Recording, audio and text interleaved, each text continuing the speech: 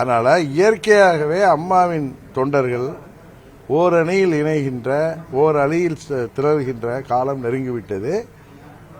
அங்கு உள்ள நிர்வாகிகளும் தொண்டர்களும் இதை உணரவில்லை என்றால் தொடர்ந்து பழனிசாமியிட்ட பணபலமும் இரட்டையிலும் இருக்கின்ற தங்களை ஏமாற்றிக் கொண்டார்கள். 26 தேர்தலுக்கு பிறகு பழனிசாமி அம்மாவின் கட்சிக்கு புரட்சித் தலைவர் ஆரம்பித்த கட்சிக்கு மூடு விழா நடத்தி விடுவார்னு நான் சொல்லிட்டு இருக்கிறது இப்ப உண்மையாயிட்டு வருது. அதை உணர்ந்துட்டு இருக்காங்க. அதனால அம்மாவின் தொண்டர்கள் அனைவரும் ஓரணியில் திரள்வோம். இதுல வித் ஆர் வித்தவுட் பழனிசாமிங்கிறது தான் என்ன ஆகுங்கிறது கேள்விக்குறி.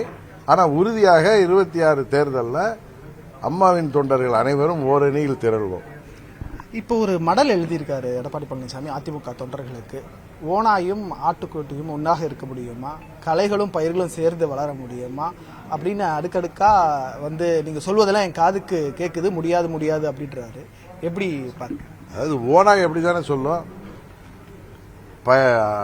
அம்மாவின் தொண்டர்கள்ங்கிற பயிருக்கு இடையில முளைத்த கலை யாருன்னு மக்களுக்கு தெரியும்.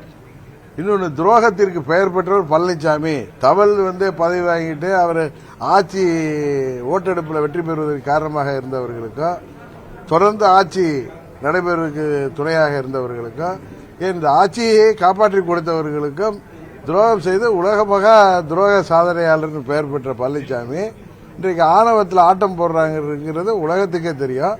அதனால அவர் தெரிந்தோ தெரியாமலோ அவருக்கு எழுதி கொடுத்தவர்கள் இன்றைக்கு அவரை பற்றிய உண்மையை வெளிப்படுத்தியிருக்காங்க.